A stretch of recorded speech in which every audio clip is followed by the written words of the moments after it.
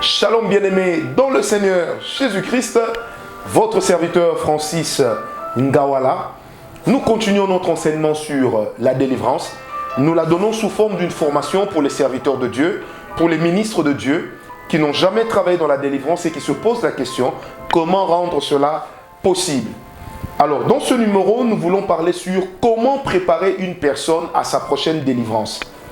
Comment pouvons-nous préparer une personne à sa prochaine délivrance? Vous savez, quelquefois nous souffrons du fait que les gens avec lesquels nous travaillons pour leur délivrance, nous ne les avons pas toujours préparés. Nous ne prenons pas toujours le temps qu'il faut pour les aider à ce qu'ils puissent comprendre que leur délivrance est importante. La première des choses et le premier pas par lequel nous préparons une personne à la délivrance, c'est d'abord de la mener à recevoir Jésus comme sauveur. Parce que lorsque la personne n'a pas reçu Jésus comme sauveur, procéder à la délivrance d'une telle personne, c'est un peu comme si on le livrait à la géole. Donc c'est un peu comme si on le livrait aux attaques de l'ennemi. Le Seigneur Jésus dit ceci: lorsqu'une personne est délivrée, le démon qu'on a chassé s'en va. Mais après un temps, il revient faire un tour. Et si la maison est vide, il ne rentre pas. Mais au contraire, qu'est-ce qu'il va faire? Il va chercher 7 fois plus puissant que lui, afin de rendre compliquée la vie de la personne. Pourquoi est-ce qu'il n'entre pas? Parce qu'il craint que la puissance qu'il a chassée puisse encore revenir. Et s'il va chercher 7 fois plus puissant que lui, c'est parce que dans le monde de la délivrance, il est important de savoir que le diable organise l'armée, ses démons, comme une armée structurée. Donc quand vous avez chassé un sergent, un lieutenant, il ne retournera pas lieutenant, il voudra chercher des colonels qui entreront.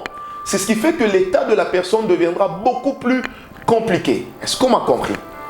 Alors, lorsque la personne a reçu Jésus-Christ comme sauveur, cela l'immunise contre les retours éventuels du diable, contre les retours éventuels de l'ennemi, contre le retour éventuel de cet esprit et de ces 7 esprits beaucoup plus puissants. Mais à condition aussi que non seulement que vous ayez reçu Jésus comme sauveur, mais que vous marchiez aussi avec lui comme Seigneur. Cela maintient aussi votre délivrance. J'en parlerai plus tard. Mais lorsque nous préparons une personne à la délivrance, il est impératif d'amener d'abord la personne au pied de la croix. La délivrance, ce n'est pas nous qui l'opérons en notre nom. Nous l'opérons certes, mais nous l'opérons au nom de Jésus-Christ, sur l'autorité que le Seigneur nous a gracieusement déléguée. Pourquoi gracieusement déléguée? Eh bien parce que personne ne l'a mérité. Parce que personne n'a reçu une formation particulière pour mériter la grâce de Dieu. Amen. Donc, préparez d'abord la personne en l'amenant au pied de la croix. Au pied de la croix, en amenant la personne à recevoir Jésus comme sauveur. La deuxième étape pour préparer la personne, c'est d'amener la personne à prendre conscience pleinement de son état. Amener la personne à prendre conscience de son état. Ne faites pas une délivrance. Vous savez, il y a beaucoup de choses que nous suivons à la télévision qui sont des délivrances spectaculaires mais non achevées. Et non réalisées dans le fond, mais seulement dans la forme. Je m'explique. Vous savez, venir devant une personne, dire au nom de Jésus, sors. La personne peut tomber, elle peut vaciller, elle peut s'écrouler, elle peut avoir toutes sortes de manifestations. Et pourtant, juste quand elle sort de l'église, ces démons reviennent. Ça veut dire qu'une bonne délivrance, il faut amener la personne à prendre conscience de son état, à saisir le réel besoin de sa propre délivrance, à comprendre que cela est fait pour son intérêt, que ce n'est pas pour l'intérêt de celui qui prie pour lui, ce n'est pas pour l'intérêt de marketing, non, mais c'est pour son intérêt.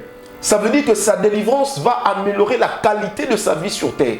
Le salut lui a déjà garanti la vie au ciel, mais la délivrance lui garantira la qualité d'une bonne vie sur la terre. Amen. Une vie avec pas trop de frustration, une vie dans laquelle nos stress sont portés par le Seigneur Jésus, une vie qui sera loin de la dépression. Est-ce que quelqu'un me comprend?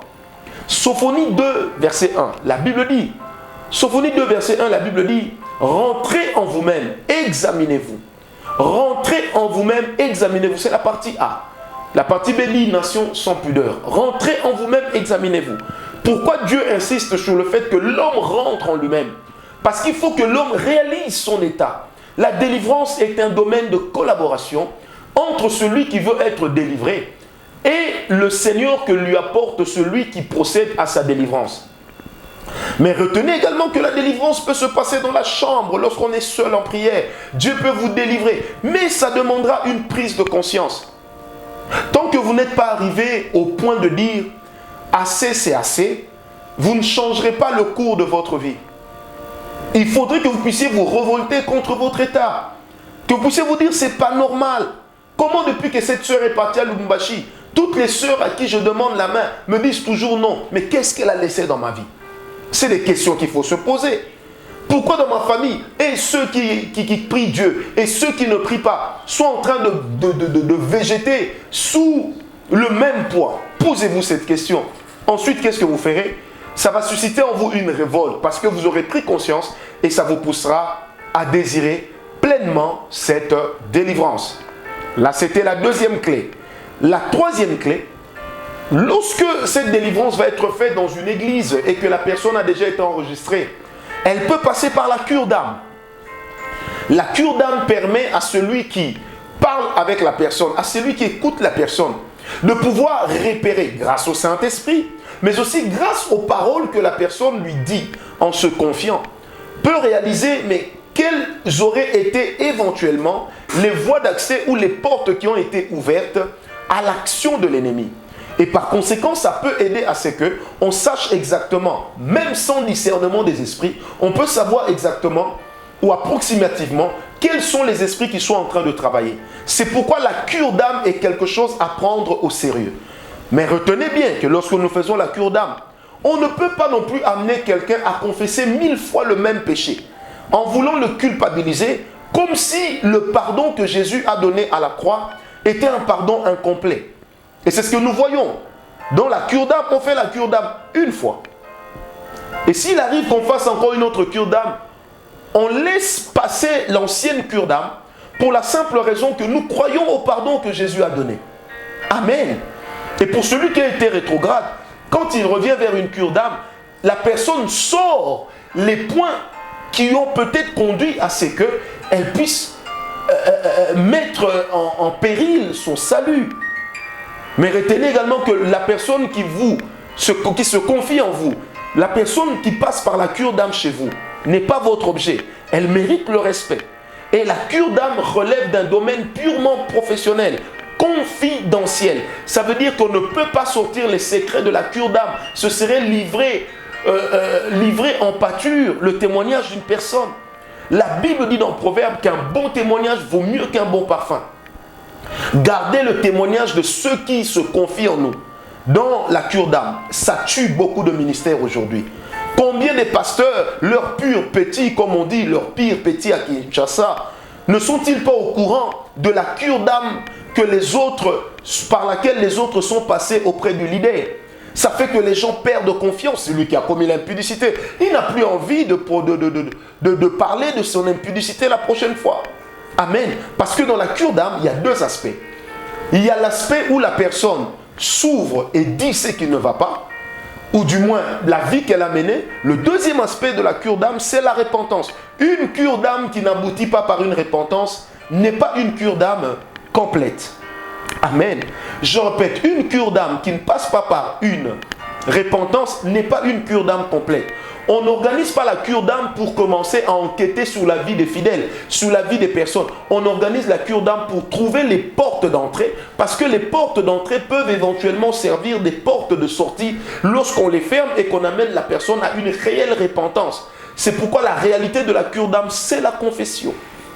Que Dieu vous bénisse. Ça, c'était la troisième clé. La quatrième clé, c'est qu'il faut également mettre la personne en confiance. Il faut rassurer la personne. Que ce qu'elle vous dit sera confidentiel. Il faut rassurer la personne.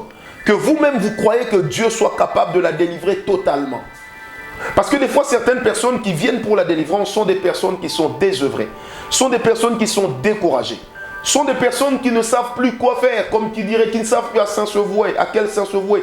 Et lorsqu'elles viennent vers vous, c'est peut-être parce qu'elles sont là de tout ce qu'elles ont vécu. Et elles ont envie que puisse sonner le glas de toutes ces choses dans leur vie. Et cela est possible parce que le Seigneur Jésus a dit dans Luc 4, verset 18, « Je suis venu afin d'annoncer aux captifs qu'ils peuvent être délivrés. » Pas qu'ils doivent, qu'ils peuvent. Pourquoi peuvent?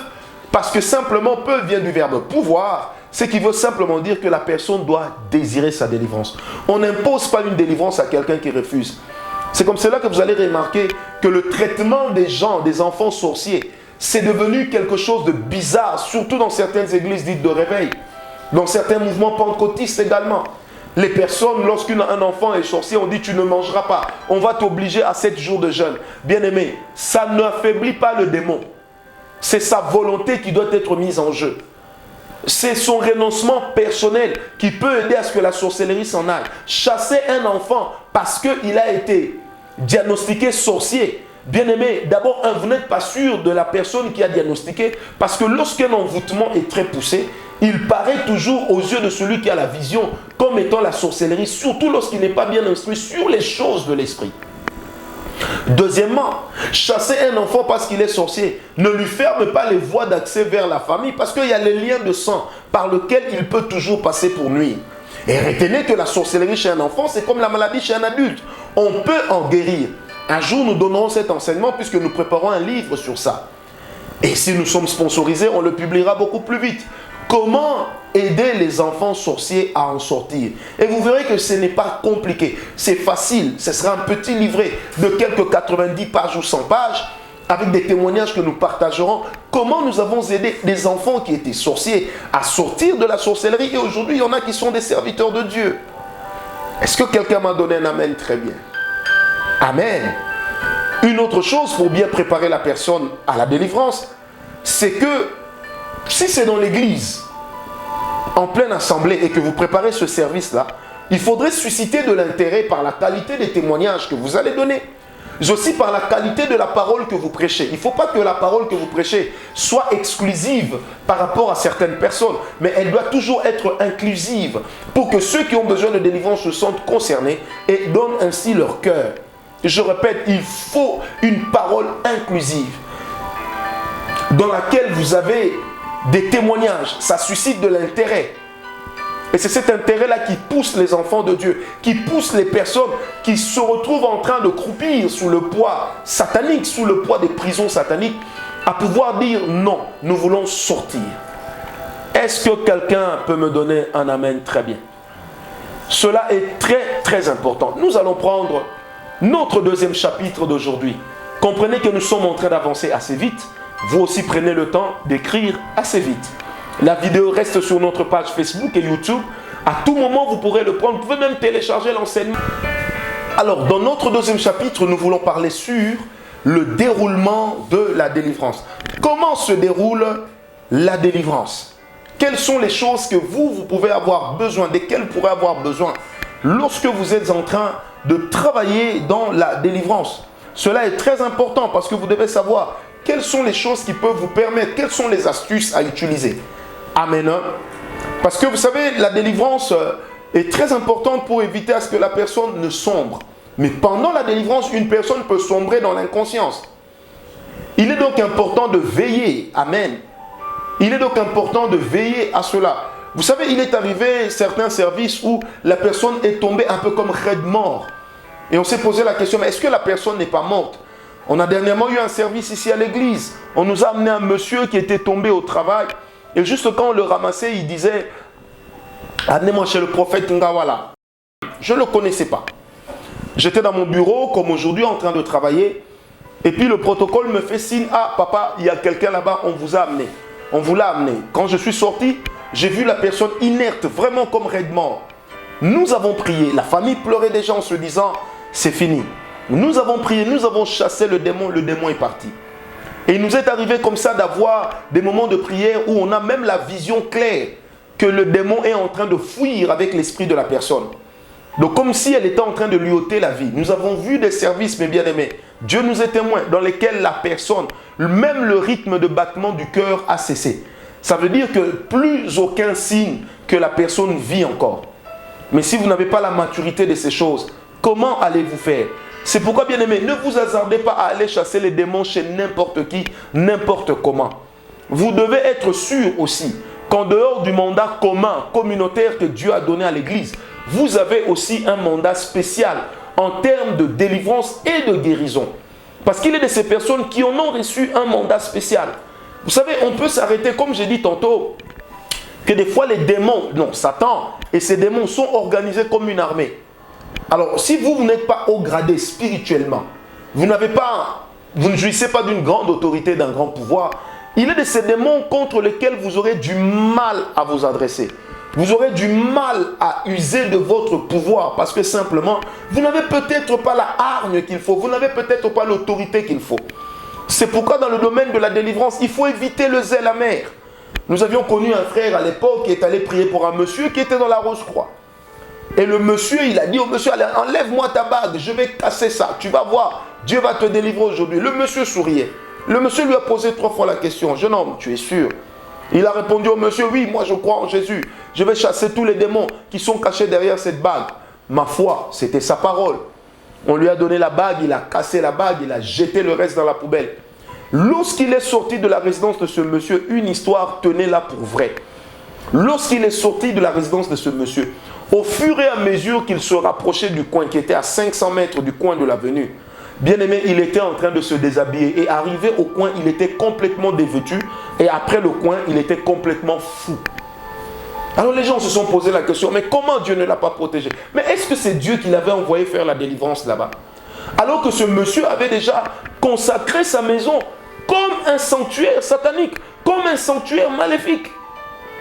Bien aimé, c'est pourquoi nous recommandons vivement, lors de la délivrance, surtout lorsqu'il y a des personnes qui doivent renoncer à des livres magiques, qui doivent renoncer à des pentacles, qui doivent apporter des chenettes magiques, des gourmettes magiques, il est bon, quand vous lisez la Bible, c'est dans le temple qu'on apportait ce genre de choses. On les brûlait dans le temple. Pourquoi? Parce que le temple est par essence un lieu saint. Et dans ce lieu saint, il y a en permanence des anges de Dieu qui veillent. C'est pourquoi la Bible dit, celui qui veille sur Israël, il ne sommeille ni ne dort. Et là où il y a des anges de Dieu qui veillent, c'est là justement que c'est... Vous savez, derrière les pentacles, derrière les parfums magiques, derrière les chaînettes magiques, derrière les gourmettes magiques, derrière les cordes, les fils qu'on vous donne pour mettre autour de vos hanches, derrière cette poudre magique qu'on vous a dit, si vous mettez ça sur le visage, aucun homme ne vous résistera. Derrière cette bague magique que vous portez, derrière cet anneau que vous mettez au doigt, généralement se cachent des esprits. En fait, ce sont des objets qui vous mettent en contact avec le monde spirituel.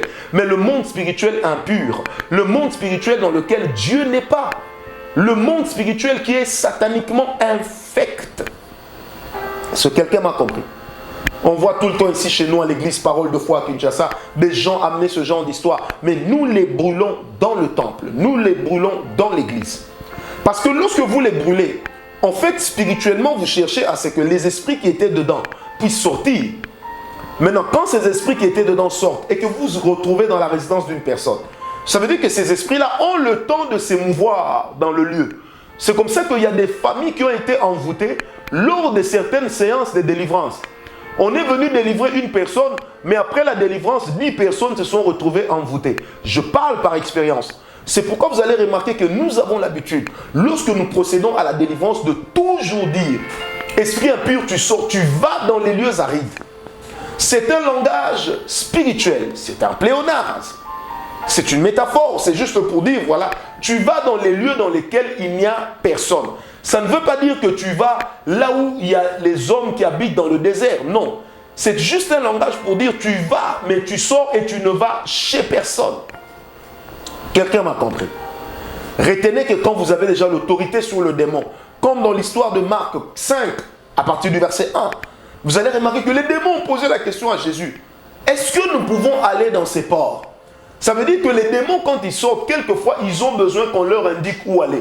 Mais nous, nous ne les envoyons pas chez les porcs. Moi-même, je suis un grand consommateur de porcs.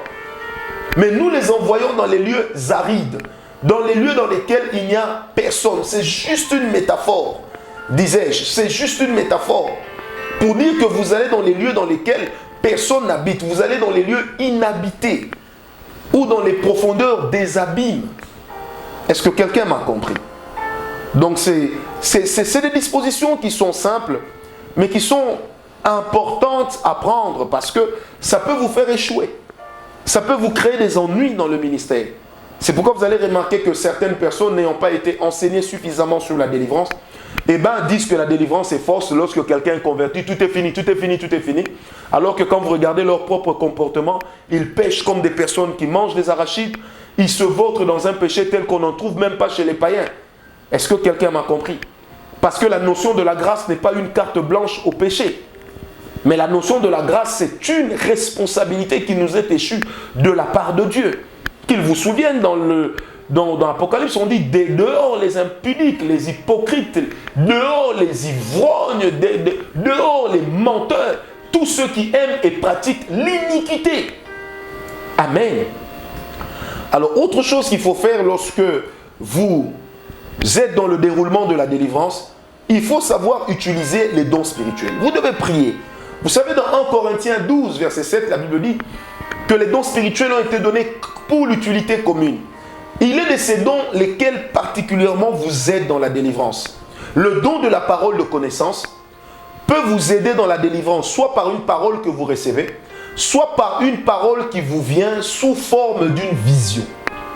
Je répète, le don de parole de connaissance peut vous aider, soit par une parole que vous recevez directement, sur la manière dont cet esprit a entré, sur la porte qui avait été ouverte, ou encore directement par une vision qui vous est accordée. Parce que le don de vision dans la Bible n'existe pas.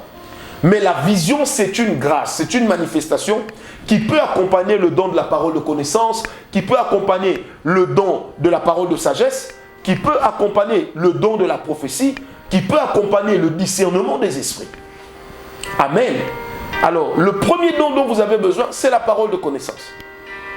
Le deuxième don dont vous avez besoin, qui du reste est parmi les plus importants lors d'une délivrance, c'est le discernement des esprits. Ce don vous aide et vous permet de savoir sous l'influence, sous l'impulsion de quel esprit est-ce que ce qui est fait l'est. Parce que nous avons déjà vu assister à des délivrances, que ce soit chez nous à l'église ou ailleurs, nous avons déjà assisté à des délivrances durant lesquelles la personne commence à parler en langue.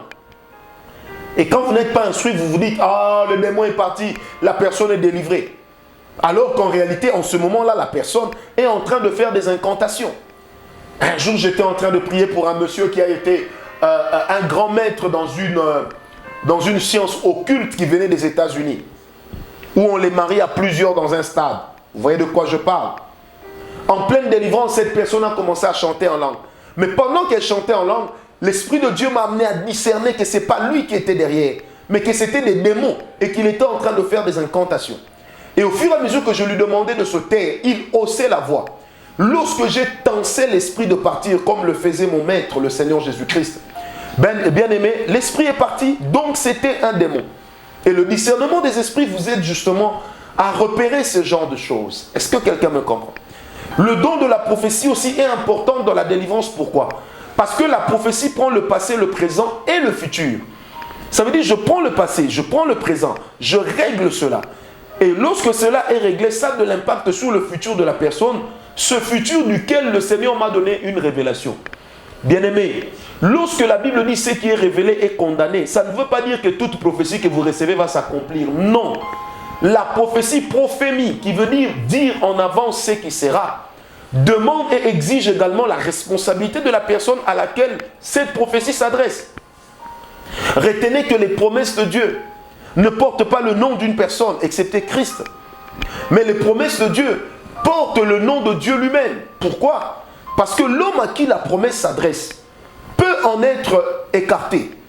Mais la promesse de Dieu, qui est une parole sortie de Dieu, elle ne retournera jamais à Dieu sans avoir accompli ce pourquoi elle est sortie. Est-ce qu'on me comprend? C'est comme ça qu'aujourd'hui, lisons la Bible. L'Éternel a dit à Moïse, tu libéreras mon peuple, tu l'amèneras à Canaan. Nous sommes dans Exode 3 et dans Exode 4. Mais dans Josué 1, c'est lui-même Dieu qui vient dire à Josué, mon serviteur Moïse est mort. Mais c'est de l'autre côté du Jourdain que se trouve Canaan. Mais c'est toi qui feras entrer le peuple à Canaan. Bien-aimé, Dieu a menti? Non, il n'a pas menti. Lorsque Moïse a péché, Dieu l'a écarté, Dieu a pris quelqu'un d'autre. Mais la parole de Dieu s'est accomplie parce que Dieu reste et il demeure fidèle. On peut dire à une nation, voilà ce qui arrivera à votre chef, à votre président. Mais après, il y a une responsabilité de l'église de cette nation pour commencer à prier pour la nation, pour implorer Dieu. pour casser, briser les hauts lieux sataniques dans la ville, afin que la prophétie s'accomplisse. Parce que pour que la prophétie s'accomplisse, elle a besoin de retrouver un cadre, un scénario spirituel dans lequel elle était sortie. Est-ce que quelqu'un m'a compris? On a donné une fois une prophétie sur quelques nations de l'Afrique de l'Ouest, ça s'est accompli partout. Il y a des gens qui m'ont appelé du Togo, qui ont dit, mais prophète, on n'a pas vu les choses se dérouler comme vous aviez dit pour le Togo. J'ai dit, mais si Dieu a réalisé à 75%, c'est que les 25% qui restent, c'est la responsabilité d'abord de l'église du pays. C'est pourquoi moi, en tant que prophète, quand je livre le message, l'église de la nation se saisit du message et commence à prier pour que le message s'accomplisse. Pourquoi? Parce que lorsque nous livrons une prophétie, les œuvres des ténèbres aussi, le monde des ténèbres se lève. Satan se lève. La personne qui sent que la prophétie est contre son pouvoir et contre son autorité, lui aussi se lève. En ce moment-là, que fait l'Église? L'Église doit se lever dans la prière. L'Église doit prier pour commencer à briser les hauts lieux sataniques. Parce que lorsque une prophétie est donnée sur une nation, eh bien, que font nos chefs d'État et nos autorités? Ils redoublent d'efforts dans les sacrifices. C'est pourquoi vous allez remarquer, il y a des manifestations, on tue les gens. On les tue pourquoi? Parce qu'on veut préserver le pouvoir par la force du sang. Or, dans le monde spirituel, il n'y a pas plus élevé que le sang. Et le sacrifice du sang vaut son pesant d'or. Dans l'Ancien Testament, les boucs émissaires devenaient des émissaires. Les boucs devenaient des émissaires. Pourquoi? Parce qu'on prenait leur sang, qu'on substituait au sang de la personne qui avait péché. Jésus est mort sur le principe du bouc émissaire parce qu'il a pris notre place. La condamnation qui tombait sur nous est retombée sur lui. La Bible dit que le châtiment qui nous donne la paix est tombé sur lui. Ça veut dire qu'il y avait un châtiment qui nous était échu. Mais Jésus s'est substitué à nous. Jésus est mort à la croix comme moi. Il est mort comme Francis Ngawala. Il est mort comme le Togolais. Il est mort comme le Béninois. Il est mort comme le Burkinabé. Il est mort comme le Malien. Il est mort à notre place. Quelqu'un m'a compris. Alors, le monde des ténèbres a déjà réalisé que lorsqu'une prophétie sort, eux, ils se sentent menacés. Qu'est-ce qu'ils font? Ils commencent maintenant à travailler spirituellement pour que cette prophétie ne s'accomplisse pas. Or, ils peuvent décaler le temps, mais ils n'annuleront jamais la prophétie. Pourquoi? Parce que ce que Dieu a dit, il accomplira. Souvenez-vous de ce roi. Israël l'attaque. Il se rend compte qu'il ne sait plus reculer. Dieu a dit à Israël, vous allez vaincre ce roi. Mais que fait ce roi? La Bible dit, il monte sur la muraille, il prend son fils aîné, il le déchire, il répand son sang. La Bible dit, le roi d'Israël et de Juda, lorsqu'ils ont vu ce spectacle, qu'est-ce qu'ils ont fait? Eh bien, ils ont reculé. Quand ils ont reculé, ça veut dire que la parole ne s'est pas accomplie. Mais regardez après, la parole a fini par s'accomplir. Quelqu'un m'a compris? Peuple du Togo, je ne sais pas pourquoi Dieu me demande de vous parler. Lèvez-vous dans la prière. Vous avez la possibilité de changer la destinée de votre pays. La provision de ce que le Seigneur avait annoncé par notre bouche existe encore. La chose que l'Éternel avait dit qu'il ferait existe encore. Le Dieu que moi je sers n'est pas un menteur. Mais associons-nous dans la prière. Eux, ils font des sacrifices. Mettons nos genoux par terre. Organisez des journées et des journées de jeûne. Togo, c'est une instruction divine. Organisez des journées de jeûne dans vos églises. Même en plein confinement, dites aux chrétiens, prions que la parole du Seigneur s'accomplisse. Elle s'accomplira, virgule, elle s'accomplira certainement dans cette génération. Et cette génération ne passera guère. Donne-moi un amen, très bien. La responsabilité, c'est nous. Ce n'est pas Dieu. Amen. Alors, un autre don qu'il faut expliquer, parce que nous allons même découper cette partie que nous publierons sur notre YouTube afin que les gens suivent cela. Un autre don qui est également important lorsque nous sommes en plein service de délivrance, c'est le don de foi. Vous savez, le don de foi permet d'opérer dans le surnaturel et de réaliser des prodiges extraordinaires. Amen. Donc, dans la délivrance, ça peut arriver. Le don de guérison peut aussi intervenir. Le don d'opération des miracles peut aussi intervenir. Vous savez, lorsque nous ressuscitons un mort parce qu'il a été volé par un esprit de mort, ce n'est pas un miracle, c'est une guérison. Pourquoi? Parce que nous rétablissons le corps dans son fonctionnement normal. Est-ce que quelqu'un m'a compris? Amen. Nous rétablissons le corps dans son fonctionnement normal, avec le don de foi, et avec le don de guérison, avec le don d'opération des miracles. 1 Corinthiens 12, à partir du verset 9, vous descendez. Amen. Bien-aimés, nous chassons tous les démons au nom de Jésus. Et le nom de Jésus est assez puissant pour s'adresser aux démons, est assez puissant pour les déguerpir des lieux qu'ils occupent. Est-ce que quelqu'un m'a compris? Jésus lui-même chasse les démons. La Bible dit, nous sommes dans Luc 11, verset 14. Il parle aux démons avec sévérité, il les chasse. Comparez Marc 1, 34, Marc 5, 9. Il parle aux démons avec autorité. En pleine séance de délivrance, parlez aux démons avec autorité. Ne parlez pas comme quelqu'un qui est en train de négocier la reddition de l'armée ennemie. La délivrance n'est pas un moment de reddition. Non, la délivrance, ce n'est pas un moment de négociation. Mais la délivrance, c'est la réalité de la guerre. Il faut qu'il y ait un gagnant. Est-ce que vous savez que dans la paix des nations, lorsque deux nations se font la paix, il faut au préalable qu'il y ait eu un gagnant. Quand il n'y a pas de gagnant, l'histoire ne s'écrira jamais totalement. Il faut qu'il y ait quelqu'un qui a remporté la guerre. Ensuite, qui décide de faire la paix avec l'autre. Le Vietnam a battu les États-Unis durant cette guerre, même si les films nous montrent le contraire. C'est après cela qu'ils ont fait la paix. Et vous allez remarquer que dans le comportement américain, il y a un certain respect du Vietnam. Est-ce que quelqu'un m'a compris? Les Japonais avaient assujetti les Chinois pendant longtemps. Il y a un respect même dans le traitement diplomatique entre ces deux pays. Les États-Unis avaient battu le Japon lorsqu'ils avaient largué les 2 bombes à Hiroshima et à Nagasaki. Et vous connaissez vous-même l'épopée des kamikazes. Il y a eu un gagnant, les États-Unis, qui s'impose aujourd'hui, au point que parmi les plus grands bailleurs de fonds vers les États-Unis se trouve le Japon. Et aujourd'hui, c'est les États-Unis qui protègent le Japon comme un dominion sur la péninsule. Est-ce que quelqu'un me comprend? Donc c'est juste pour vous dire ceci. Dans le combat spirituel, il faut qu'il y ait un gagnant. On ne se bat pas, on ne combat pas pour négocier. Non, il faut qu'il y ait un gagnant.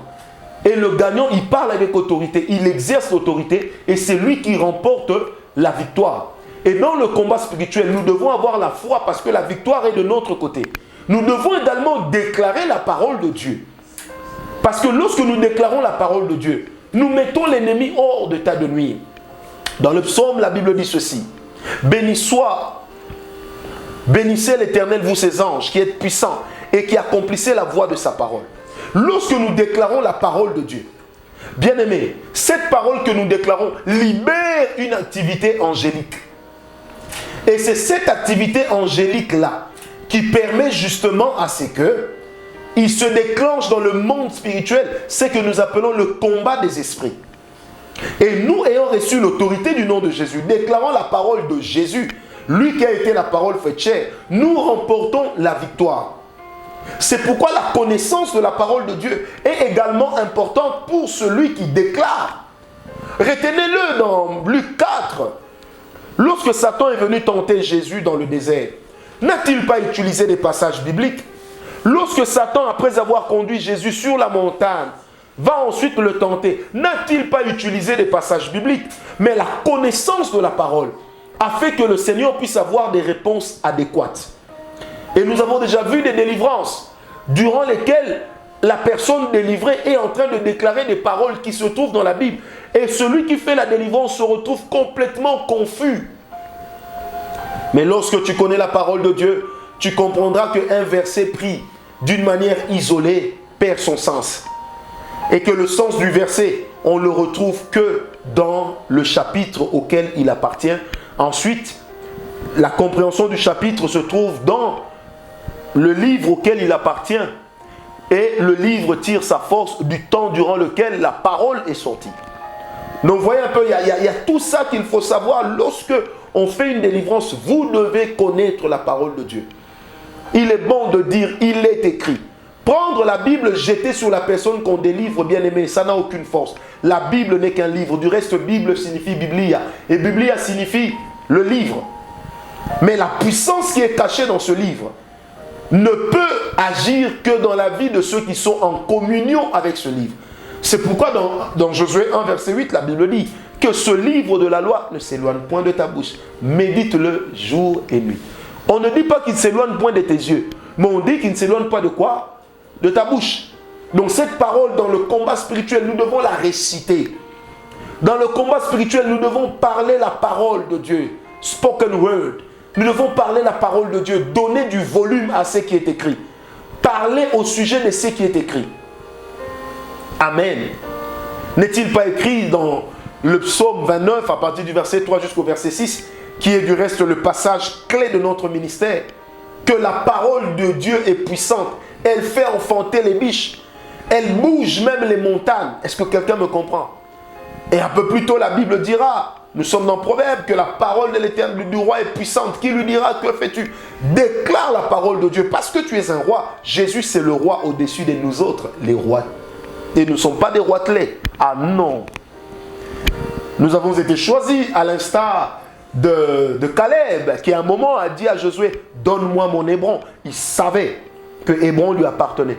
Quand nous avons la parole, nous avons notre héritage. Quand nous avons la parole, nous savons utiliser notre héritage. Nous savons faire valoir notre position. Nous savons faire valoir les promesses de Dieu. Quand vous priez un démon résulte, vous pouvez par exemple dire, il est écrit qu'on ne trouvera pas chez toi une femme stérile, ni une femme qui avorte. Allez, esprit de stérilité, libère maintenant cette vie. Avortement, sort de ce corps. Et l'esprit va partir. Qu'il vous souvienne que dans l'Ancien Testament, lorsqu'on parlait des avortements, on faisait souvent allusion ou appel à un esprit qu'on appelait Moloch. Vous pouvez trouver cela dans Lévitique 18. Et cet esprit était prétendu consommateur du sang, particulièrement du sang des enfants. C'est pourquoi les personnes qui se livrent à l'avortement sont des personnes qui se livrent en réalité à un meurtre. Étant donné que l'enfant commence à exister, dès que la première goutte qui a pénétré la femme a abouti à une fécondation. Cet œuf, cet embryon, pour Dieu, est déjà un être humain. La Bible dit dans Jérémie 1, verset 5, « Avant que tu n'eusses été conçu, comme le plus petit atome dans le ventre de ta mère, je te connaissais. Je t'avais déjà choisi. » La prophétie a précédé l'arrivée de Jean-Baptiste dans sa famille. Luc 2. La prophétie a précédé l'arrivée de Jésus dans la vie de Marie. Quelqu'un me comprend? La prophétie a précédé l'arrivée de Samson dans la famille de Manoah, Juge 12. La prophétie a précédé l'arrivée de Moïse dans la vie de ses parents, Exode 1. Quelqu'un me comprend? Donc il y a une provision. Déclarons la parole. Alors lorsqu'il y a eu, lisez la Bible, choisissez toutes choses. Les sorciers se réunissent pour prier, jeûner pour que vous puissiez mourir, ils font des sacrifices. Ouvrez la Bible, Seigneur, il est écrit, Exode 22, verset 18, tu ne laisseras pas vivre la sorcière, il est écrit, Jérémie 46, verset 10, il est écrit, Jérémie 48, verset 10, Seigneur, il est écrit. Quelqu'un me comprend? Quand vous êtes rempli de il est écrit, vous contrerez l'ennemi. La connaissance de la parole de Dieu est importante. Évoquez la parole de Dieu. Et le fait que vous puissiez évoquer la parole de Dieu, cette parole qui est vivante, elle dépose sur vos mains une autorité. Sur vos mains spirituelles, elle dépose une autorité. Vous cessez de vous appartenir, mais vous appartenez à la parole que vous déclarez. Et la parole que vous déclarez devient l'image du pouvoir, devient l'image de l'autorité que vous déversez lorsque vous la déclarez. Et le Seigneur est d'accord avec vous. Connaissez la parole, utilisez la parole. J'ai une fois assisté à un service de délivrance quelque part. Oh mon Dieu, quelle aberration! J'ai vu deux frères qui faisaient la délivrance d'une sœur. Et la sœur était habillée en jupe. Et un des frères a pris sa Bible, il jetait à l'intérieur de la jupe en me disant, papa, Dieu m'a révélé que le démon est caché entre les jambes. J'ai dit, mais c'est quelle révélation ça? C'est écrit où? J'ai dit, ah, non, c'est écrit où? J'ai appelé une sœur, j'ai dit, allez, récupère-moi cette Bible. Elle a pris la Bible, on a ouvert la Bible, on a déclaré la parole de Dieu. On a déclaré la parole de Dieu. On a trouvé une parole qui disait simplement que j'habiterai dans ton cœur. J'habiterai dans ton cœur. On a dit, Seigneur, ce qui doit habiter dans nos cœurs, ce n'est pas des démons, mais c'est toi. allez, maintenant, esprit impur, puisque ce cœur ne t'appartient pas, et cette personne a donné sa vie à Jésus, allez, toka koule, va-t'en au nom de Jésus. Et l'esprit impur est parti, et la personne a recouvert sa joie de vivre, sa liberté. Parce que vous savez, quand la délivrance a été complète, après, elle ne laisse pas une tristesse, elle laisse une joie. La Bible déclare que notre Jésus a été oint d'une huile de joie au-dessus de ses semblables. Il n'a pas été oint d'une huile de tristesse. Et la Bible déclare que celui qui est assis sur le trône se moque, il se rit de ses ennemis. Est-ce que quelqu'un m'a compris? Donc, déclarez la parole, menacez-les par la parole. Luc 4, verset 41, Jésus évoque la parole de Dieu. Utilisez la parole, parlez avec autorité et assurance. Parce que vous savez, lorsque vous procédez à un service de délivrance, quand vous n'avez pas d'assurance, ça se sent. Je me rappelle, il y a plusieurs années, nous étions au Full Gospel et on travaillait à la délivrance d'une personne. L'un des bergers d'un des chapitres des jeunes est allé contre le mur pendant que les autres se poumonnaient à chasser le démon. Lui, il va contre le mur et puis il ferme les yeux et dit, Seigneur, une vision claire, une vision claire, une vision claire. Il y avait un manque d'assurance. L'assurance est très importante. Surtout, il ne faut pas paniquer. Vous savez, un jour, on était en pleine séance de délivrance à l'église Parole de Foi. Un homme a vomi un préservatif. Dans lequel préservatif, Dieu nous est témoin, il y avait une cigarette avec sa fumée. Et il y avait un peu de sang dedans. Maintenant, imaginez que vous ayez de la panique. La panique n'a pas de place. Parce que ce n'est pas notre autorité que nous utilisons, mais c'est l'autorité du nom de Jésus. Il faut qu'il y ait un déferlement de puissance. Une autorité qui se démontre. Autre chose, pendant le service de délivrance, selon Marc 1, verset 41, selon Marc 1, 41, vous pouvez aller jusqu'à imposer les mains. Et Luc dit également que l'imposition des mains des anciens guérit le malade. Donc vous pouvez imposer la main. Mais, retenez mes amis, avant d'imposer les mains, comme dit Paul, n'imposez pas les mains avec précipitation. Soyez sûr que l'autorité est entre vos mains. Soyez sûr que Dieu vous a donné ce pouvoir. N'allez pas imposer les mains à tue-tête pour dire après, j'ai imposé les mains aujourd'hui à 150 personnes. Pour quel résultat? Amen. Faites-le dans le calme. Matthieu 12, verset 22. Chassez les démons dans le calme. Ésaïe 30, verset 15. C'est dans le calme, la confiance, la paix, la tranquillité que viendra votre délivrance. Amen. Amen. Et quand vous travaillez, vous chassez les démons pour une personne qui est malade. Matthieu 4, verset 24. Faites-le comme si vous étiez en train de guérir la personne. Parce qu'effectivement, vous êtes en train de guérir la personne. Mais comment est-ce que les apôtres chassaient les démons? Comment est-ce que les apôtres, eux, chassaient les démons? Comment se déroulait leur service de délivrance? Ça se passait par le linge joint. Acte 19, verset 12.